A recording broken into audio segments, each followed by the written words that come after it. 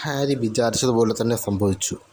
ആ സൂക്കാർക്കും അവിടെയുള്ള ഓഫീഷ്യൽസിനുമെല്ലാം വളരെ അതിശയം. ഗ്ലാസ്സിന് എന്തു സംഭവിച്ചു? ഈ കുട്ടി എങ്ങനെ അകത്ത് വീണു? ഡഡ്ലി എങ്ങനെ അകത്ത് വീണു? ആ പാമ്പ് എങ്ങനെ രക്ഷപ്പെട്ടു? ഇതൊക്കെ എന്താണ് സംഭവിക്കുന്നതെന്ന്.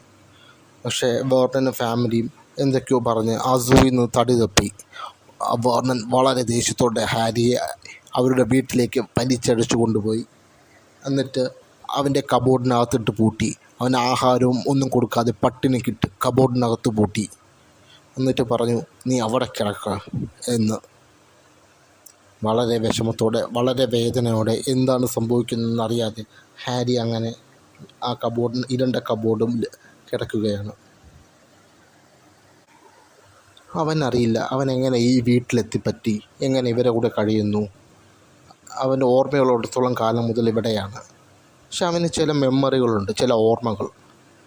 ഒരു പച്ച വെളിച്ചം, ഗ്രീൻ ലൈറ്റ് ഫ്ലാഷ് ചെയ്യുന്നത്, അവൻ്റെ നെറ്റിയിൽ വളരെ ഭയാനകമായൊരു വേദന അനുഭവിക്കുന്നത് ഒക്കെ ആയിട്ടുള്ള സ്വപ്നങ്ങൾ. എന്ത് ചെയ്യാൻ? അങ്ങനെ അവിടെ ആ ഹാരിക്കറിയാം, കൊച്ചിലേക്ക് അവൻ സ്വപ്നം കണ്ടിരുന്നു ആരെങ്കിലുമൊക്കെ വന്ന് അവനെ ആ വീട്ടിൽ നിന്ന് രക്ഷിച്ചുകൊണ്ട് പോകുന്നതൊക്കെ. പക്ഷെ അവനിപ്പം വലുതായപ്പോൾ അറിയാം അതൊക്കെ വെറും സ്വപ്നമാണ്. തൻ്റെ ജീവിതം ഇവിടെയാണ്. ഒരു കൂട്ടുകാരുമില്ല. സ്കൂളിലാണെങ്കിൽ ഹാരിയോട് ആരെയും ഫ്രണ്ടാകാൻ ഡഡ്ലി സമ്മതിക്കില്ല. അങ്ങനെ ആരുമില്ലാതെ അവൻ ഒറ്റയ്ക്ക് അനാഥനായി അവിടെ ജീവിക്കുന്നു. അതാണ് ഹാരി പോട്ടർ.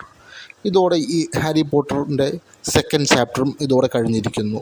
അപ്പം എല്ലാവർക്കും ഇത് കഥ ഇഷ്ടപ്പെട്ടെന്ന് തോന്നുന്നു. വീഡിയോ ലൈക്ക് ചെയ്യൂ, സബ്സ്ക്രൈബ് ചെയ്യൂ. ടാറ്റാ.